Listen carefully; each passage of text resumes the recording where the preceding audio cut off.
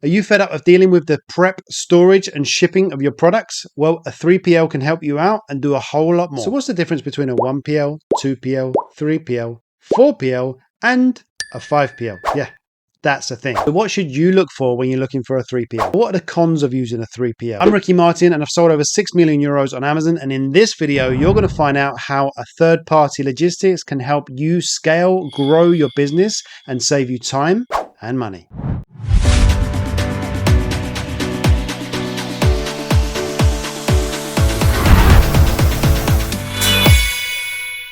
So why do you need a 3PL? Well, I'll tell you why I need a 3PL and then you can see if you can relate. So if we didn't use 3PLs, then we need to get all of those products shipped directly to us. We're going to need to open all those boxes up, check off those units against the orders to make sure everything's there. Make sure that everything's not damaged. So if something is damaged, that's a whole nother process. We need to send that product back to the suppliers. If those products are all good, then we're going to need to print all the labels off, the FN SKU labels. We're going to need to put all those labels on the products, making sure we get all the right labels on the right ones.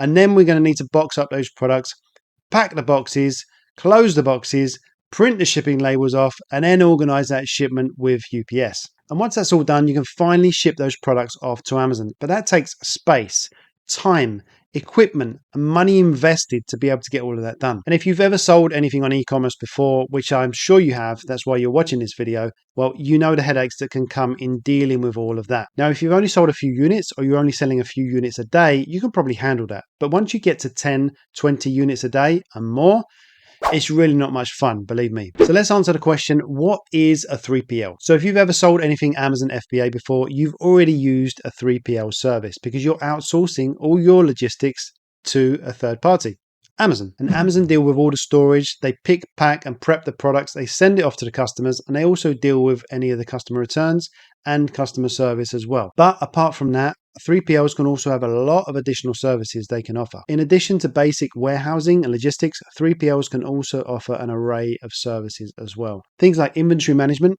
order fulfillment, customs brokerage, reverse logistics like customer returns. They also do things like kitting and bundling products together. And then there's all those value added services, things like prepping, labeling, boxing, customization, and also obviously quality control. So what's the difference between a 1PL, 2PL, 3PL, 4PL, and a 5PL? Yeah, that's the thing. So for a 1PL example, imagine if you were manufacturing, you're making your own custom psychedelic tie-dye t-shirts and you deliver them straight to the customer. That's a 1PL. You do the whole process. But that's not really scalable, right? So then we move on to a 2PL. So you would want to use a 2PL. You make your custom psychedelic tie-dye t-shirts and you then give them to UPS. They deliver them to the customer. And then we have 3PLs, which we're obviously talking about in this video. And then we move on to 4PLs. So 4PLs are kind of like a big project manager in the logistical world. They deal with everything. You may deal with 13 different companies. Well, they deal with them for you and you just deal directly with them. So it just makes everything so much smoother and easier for you. Obviously, that service comes at a cost. Imagine it like a contractor when you're building your dream house and they deal with all of the different subcontractors. Like that. And then we've got a 5PL, the daddy-o of PLs. And this is a company that deals with all the supply chain operations and often use things like e-business and integrated solutions for you. Honestly, I just pulled that off of ChatGPT because I didn't even know a 5PL existed before I started doing research for this video for you. Honesty is the best policy, right? If you like this kind of content, please smash that like button. It really helps our little baby channel grow into something a bit bigger. So do it now. So a 3PL can also make seller fulfilled prime possible. As 3PLs are shipping all day, every single day, they can have easy access to 2-day, 1-day, and even same-day shipping. As long as you've been a good seller and you've been around for a while, you can get that seller fulfilled prime badge. So what should you look for when you're looking for a 3PL? You've got to look for experience and expertise. Do these people really know what they're talking about? You've got to look for technology and systems because you really don't want to be using an Excel spreadsheet. It's just not fun. You've got to look for scalability. Can these people keep up with you in your busiest times and when you want to grow your business? You've got to look at location and network. Is this 3PL in the right country for a start?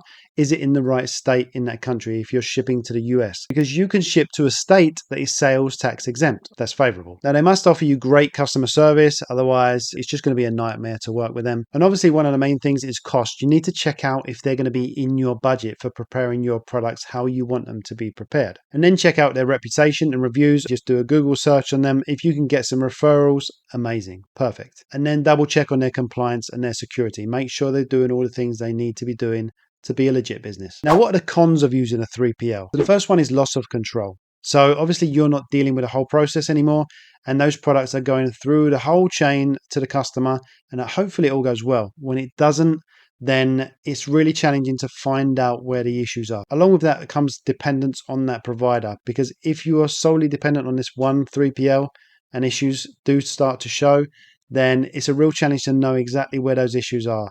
So, and then you've got to change over provider, which can be a real headache. The next one is communication challenges. If you're not communicating well, you don't have a good system for communication that are almost instant because you need it done now, then that can be a real issue as well. Along with all of that comes quality control. Again, because if you're not in control of that, you're not seeing the product before it goes to the customer.